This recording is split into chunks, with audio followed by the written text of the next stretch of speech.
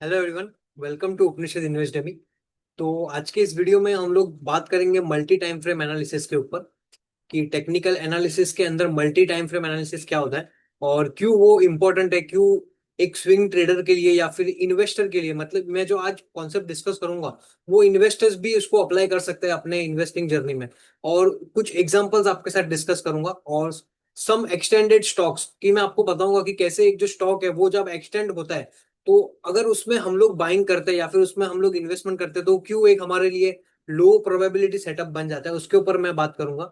और adding fundamentals, और जब ये सब चीजों को आप फंडामेंटल्स के साथ आप ऐड करोगे और जब आप एक व्यू लोगे स्टॉक के ऊपर तो आपकी जो प्रोबेबिलिटी है वो कैसे वो स्टॉक के अंदर बढ़ जाती है, तो उसके बारे में मैं आपके साथ डिस्कस करूंगा। तो अगर आपको ये हमारा कंटेंट अच्छा लगे तो लाइक करिए, शेयर करिए और ये वीडियो को एंड तक देखिए। आपको इसमें बहुत कुछ सीखने को मिलेगा।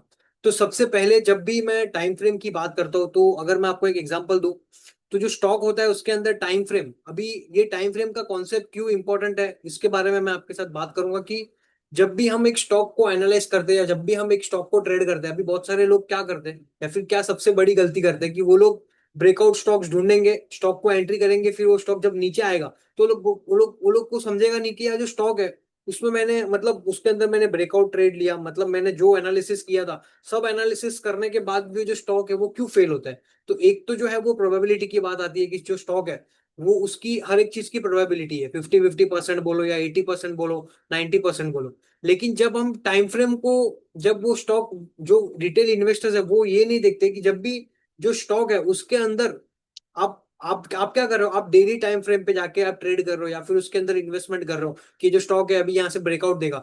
लेकिन आप वो स्टॉक को देख नहीं रहे कि वो जो स्टॉक है उसकी ब्रॉडर पिक्चर क्या है या फिर वो अपने सबसे बड़े टाइम फ्रेम पे वो स्टॉक क्या कर रहा है, उसकी क्या, वो कौन से स्टेज में। मतलब जब कोई भी स्टॉक, जब उसको बाइंग करोगे या जो एक स्टॉक की रैली होती है वो एक एवरेज में आपको बता रहा हूँ कि एक जो स्टॉक की रैली है वो 2 से 3 साल चलती है, ठीक है। तो उसके अंदर जब भी आप स्टॉक को बाय करोगे तो आप उसके डेली टाइम फ्रेम को देख के ट्रेड करोगे। लेकिन वो जो स्टॉक है वो अपने मंथली टाइम फ्रेम पे मतलब जब एक कैंडल जो होती है, अभी अगर मैं आपको बताऊं कि जो क्लोजिंग और बाइंग जो जो भी एक एक्शन होता है स्टॉक के अंदर वो डेली टाइम फ्रेम पे आप देख सकते हो और उसको जो है वो वीकली टाइम फ्रेम पे देख सकते हो और उसको मंथली टाइम फ्रेम पे देख सकते हो। तो जब भी स्टॉक अपने मंथली टाइम फ्रेम पे एक्सटेंड होगा या वो जो स्टॉक है वो एक ओवरबॉट जोन में जाएगा या फिर ओवर ओवर बाइंग उसके अंदर हो चुकी होगी, जिसको बाइंग करना है वो सबने बाइंग कर लिया, तो उसके बाद स्टॉक के अंदर कौन बचेगा लेने के लिए, और जो भी बचेगा वो तो एक ट्रैप होगा उसके अंदर। तो एक मार्केट में कॉन्सेप्ट है कि जो बुल मार्केट होता है वो बुल मार्केट इसीलिए खत्म नहीं होता कि उसके अंदर जो है वो मतलब अभी किसका इंटरेस्ट नहीं है, लेकिन द लैक ऑफ बाइंग, जो बाइंग है वो अगर उसमें कम होती है तो वो जो स्टॉक है वो एक डाउन ट्रेंड में चले जाता है या फिर उसके अंदर जो है वो बड़ा पैसा नहीं बनता। तो यहाँ पे मल्टी टाइम फ्रेम एनालिसिस को करने के लिए मैं आपके साथ कुछ कॉन्सेप्ट्स को डिस्कस करता हूँ यहाँ पे। तो यहाँ पे मैंने जो स्टॉक है वो कोई भी रैंडम स्टॉक ले लिया, ठीक है। तो अभी आप देखिए कि ये जो स्टॉक है ये स्टॉक का चार्ट है, ठीक है। और एक बार के लिए ये सब आपने अगर ये मूविंग एवरेजेस क्या है और कैसे कैसे मैं जो यूज करता हूँ वो सब अगर आपने नहीं देखा है अभी तक तो आप जो है वो हमारी फंडामेंटल सीरीज को देखिए और टेक्निकल सीरीज को देखिए। तो उसके अंदर मैंने ये सब कॉन्सेप्ट को जो है वो डिस्कस किया हुआ है। तो अभी ये जो स्टॉक है ये मैंने उसकी मंथली टाइम फ्रेम लगा दिया। मंथली टाइम फ्रेम लगाने का मतलब है कि ये जो स्टॉक है, ये जो एक कैंडल बनी है, अगर मैं आपको एक सिंपल एग्जांपल दूं तो यहाँ पे एक बार के लिए आप ये भूल जाइए। तो अगर समझिए कि आप यहाँ पे हो, ठीक है। अभी आप यहाँ पे हो, ये जो फेज है ये स्टॉक का है। अभी आप एक बात बताइए, आप यहाँ पे हो तो ये जो एक कैंडल बनी है ना, ये जो कैंडल है ये मंथली टाइम फ्रेम की कैंडल है और हम लोग जो ये चार्ट का व्यू देख रहे हैं वो मंथली टाइम फ्रेम पे। तो यहाँ पे ये स्टॉक को जब आप बाई करोगे, आप तो बाई कर रहे हो डेली को देख के, लेकिन जब आप इसको देखोगे तो ये जो स्टॉक है वो अपने मंथली टाइम फ्रेम पे अगर मैं आपको बताऊं तो यहाँ पे ये जो उसकी आरएसआई है वो देखो आप 84 के आसपास है।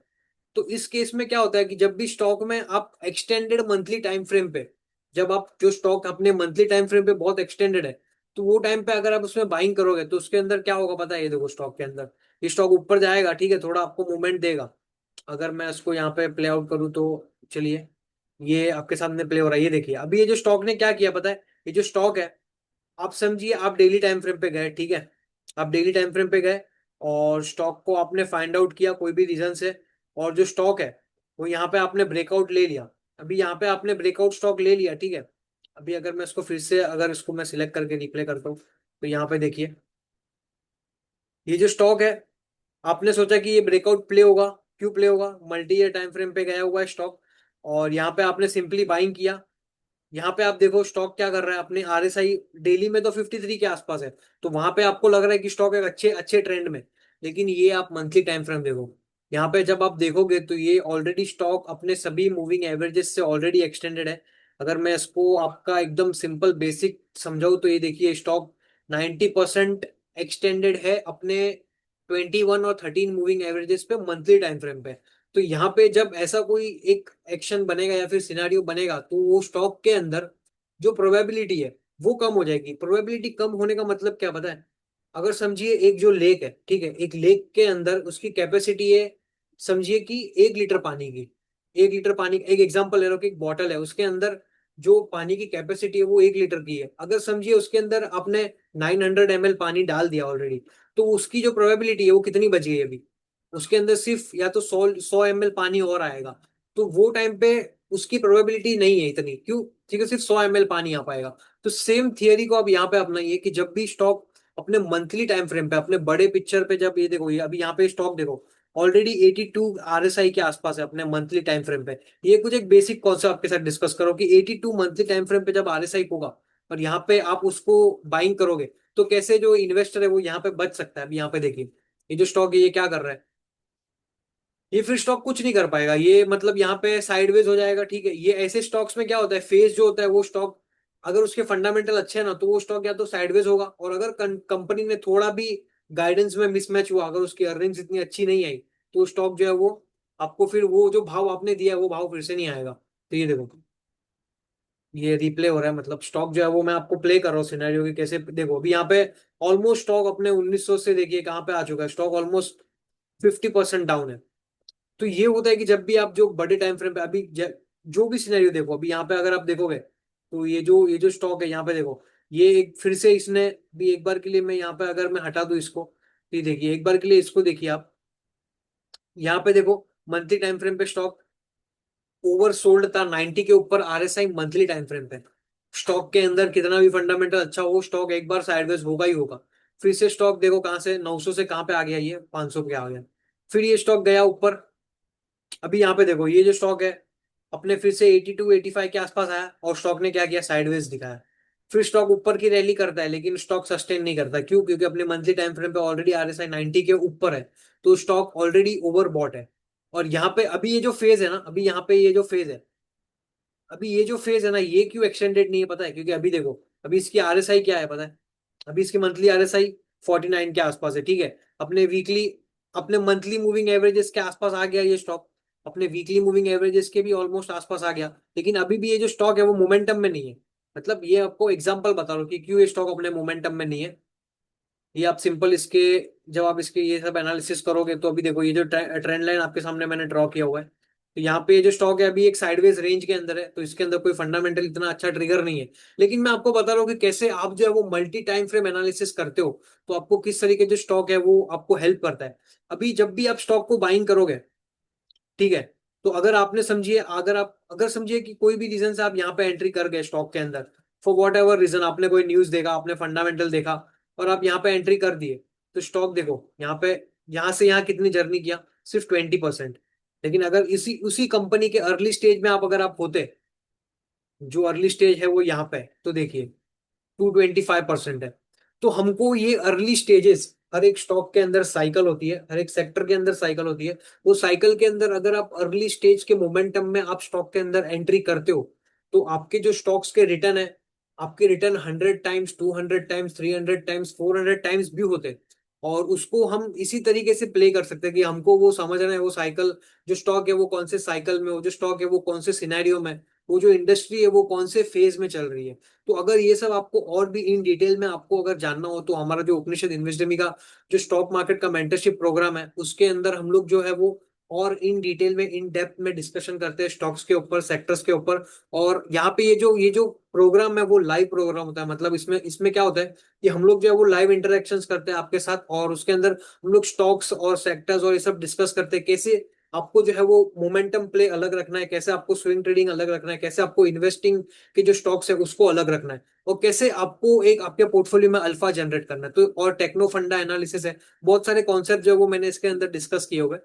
तो आपको ये एक मैंने बेसिक आपको सिनेरियो बता दिया कि कैसे आप जो है वो स्टॉक को मल्टी टाइम फ्रेम एनालिसिस कर सकते हो। इसके अंदर भी और भी बहुत सारे एग्जांपल्स है कि क्यों कोई भी एक्सटेंडेड, अगर देखिए स्टॉक मार्केट के अंदर 6,000 प्लस स्टॉक्स है, ठीक है, 6,000 प्लस स्टॉक्स है, तो आपको वैसे स्टॉक्स में क्यों घुसना है, या फिर वैसे स्टॉक्स में क्यों आपको एंट्री करनी है जिसके अंदर जो है वो स्टॉक ऑलरेडी एक्सटेंडेड है। आपका पैसा कब बनेगा पता है, आप वैसी इंडस्ट्री में जाओगे या फिर वैसे स्टॉक को सिलेक्ट करोगे जो इंडस्ट्री मोमेंटम में है, सबसे पहली बात। और वो मोमेंटम जो है वो उसके फंडामेंटल्स में है, और वही सेम मोमेंटम उसके टेक्निकल में है, और टेक्निकल के अंदर वो मोमेंटम कब बिल्ड होता है या फिर कब एक्सटेंड होता है, वो सब मैंने जो है वो और भी डिटेल में मेंटरशिप के अंदर डिस्कस किया है। और ये चैनल के ऊपर भी मैं और भी बहुत सारे कंटेंट्स लाऊंगा फ्री में भी आपको। ऐसा नहीं है कि आपको मतलब मैं ये यहाँ पे कुछ नहीं डिस्कस करूंगा, और भी आने वाले दिनों में कॉन्सेप्ट्स हम डिस्कस करेंगे। तो यहाँ पे मैंने आपके साथ जो है वो कुछ कॉन्सेप्ट्स डिस्कस किए, कैसे आपको जो है वो स्टॉक को राइड करना है। तो ये कुछ मैंने आपके साथ डिस्कशन किया। और ये देखिए, ये एक अर्ली स्टेज था मोमेंटम का। ओके, ये स्टॉक का एक अर्ली स्टेज है। यहाँ पे आप, यहाँ पे एक मोमेंटम प्ले था, फिर यहाँ पे एक मोमेंटम प्ले था, देख रहे हो। और ये सब पॉइंट्स पे क्या होता है पता है, जो मैंने मेरे एक और प्रीवियस वीडियो में भी डिस्कस किया था, कि जहाँ पे हमारी प्रोबेबिलिटी जो है ना वो बहुत कम होती है। मतलब आप 7% का रिस्क ले रहे हो, और ऑलरेडी आप जो है वो फिर स्टॉक के अंदर 100% आप हो रहे हो, या फिर अगर समझो आपने कोई भी स्टॉक के अंदर 7% का भी रिस्क लिया, ठीक है, यहाँ पे आपको देखो क्या है कि रिस्क टू रिवॉर्ड को भी समझना बहुत जरूरी है। आप 7% का रिस्क ले रहे हो, तो अगर वो स्टॉक वहां से 3 गुना, मतलब इंटू 3 टाइम्स, मतलब कितना होता है 21%। कोई भी स्टॉक 21%, आपको क्या लगता है नहीं चल सकता? ऐसे कितने स्टॉक्स है, कितनी इंडस्ट्री है जो 21%, 30% का मूवमेंट करती रहती है।